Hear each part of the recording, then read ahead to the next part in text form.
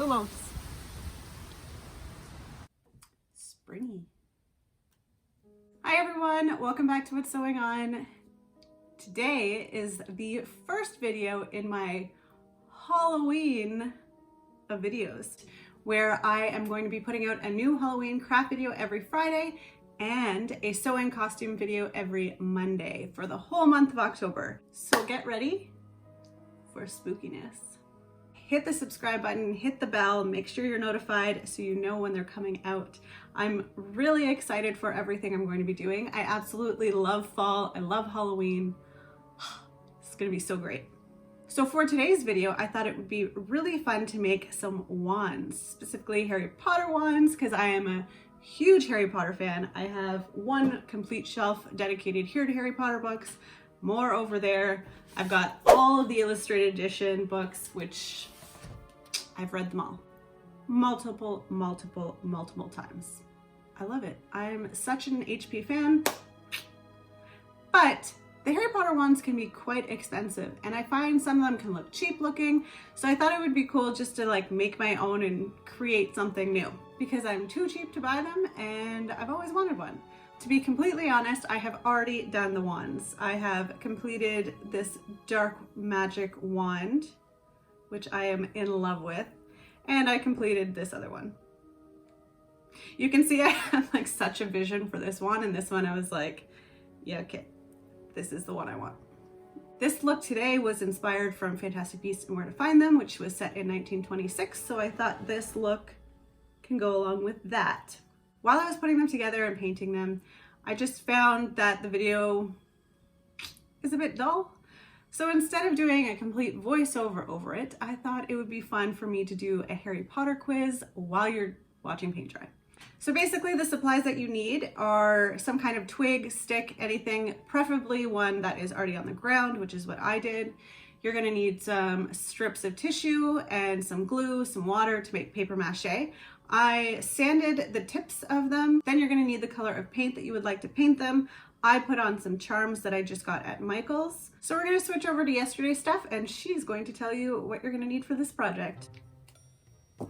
So these are my two prepared wands. So I just took two branches. This one I rounded out the tip of it, and then I paper mache'd it to give it a good base to paint on. I've also wrapped around some jute or twine just to give it a little bit of a handle. I'm going to be starting with this one because it is dry. The second one, which is a really cool shape, it was more of a root at the end of this one. I wanted to initially put a stone on here and have the stone visible, but it wouldn't stick with glue, it wouldn't stick with anything, so I ended up having to paper mache around the stone. So I'm just going to paint it how I would like it, and I've also sanded down the tip, and it is almost dry. There is a lot of paper mache here holding up the stone, so this one's going to be painted last. Now that I'm thinking about it, I probably could have just balled up some paper and paper mache'd that, because it is quite heavy, but I still really like the look of it, so I'm going to keep it as is and just use this as the handle. I have some ideas for this one, adding a few charms, and hopefully it all looks kind of cool in the end. So now I'm going to take some hot glue. I want to add some kind of vine-ish sort of details, a little bobble here and there, and then something around the handle. I also have a little stone that I'm going to be gluing on, I think the tip here. We'll see how that goes. What is your Hogwarts house percentage? Which is kind of cool because I've always considered myself Ravenclaw and Slytherin.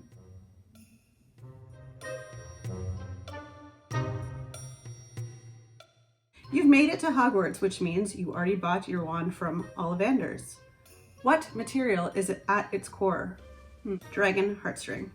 During the end of your exams, you notice that one of your classmates was using an enchanted quill. You come to the top class anyways, but they are second. What do you do? Man, this is deep.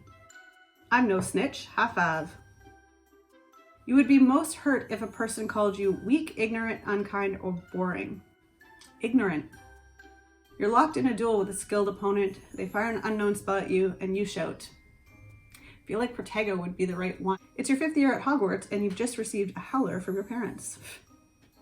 5th year, and I've only received one? Right. Probably sneaking in the forest. Which of these Dumbledore quotations speaks to you? It matters not what someone is born, but what they grow to be. The first Quidditch match of the season is approaching, and you can't wait to get involved. What role are you playing? Seeker. I want the glory. Chaser. Beater. I already know I'd want that. You're allowed a pet at Hogwarts. An owl, a cat, or a toad. Which would you bring? A freaking owl. Obviously. It's a Saturday and you finished your homework and you have some free time. You decide to spend some time away from your common room. Where do you go? The Forbidden Forest, the library, the kitchens, the room of requirement. Well, technically the kitchen is near Hufflepuff's. Must sneak it in there. I'd probably go to the room of requirement because that would be so cool to just snoop through it and find all those old things. Choose a Deathly Hallow invisibility cloak. Which path do you intend to follow after leaving Hogwarts? Well, IRL, I traveled right after, so.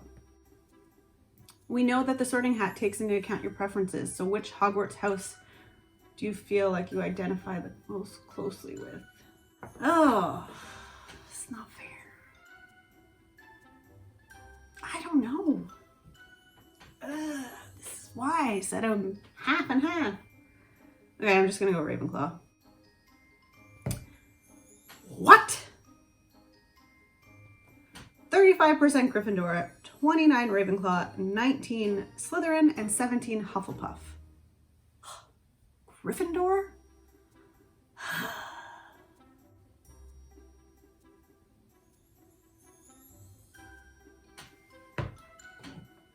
Horseshit.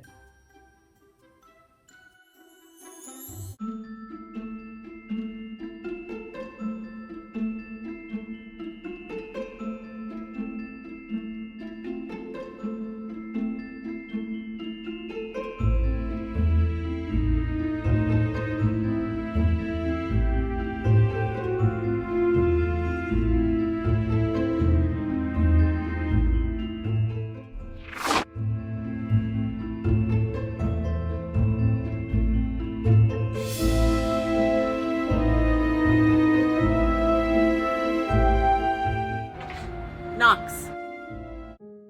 And there you have it. My wands. You can kind of tell which one I like more because I feel like I almost gave up on this one because I thought this one turned out so cool that I was just like, meh. By the end of it. I love the snake eye. I love the muggle skulls. I think it's super cool and super dark and evil looking. I think it would be the perfect wand for Bellatrix or Voldemort. I'll also link below. There's a really cool page on Wikipedia that talks all about wand lore and what kind of wood and cores they all are, and you can see what they represent. I feel like mine might be ebony. Maybe the core would be something like snake venom or something like that. I think that would be a pretty cool core to have.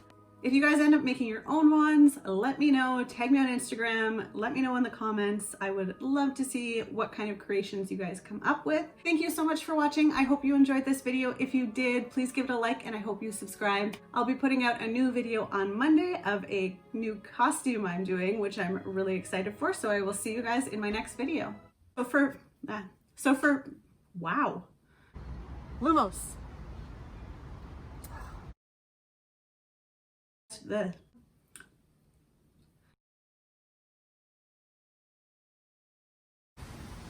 Lumos.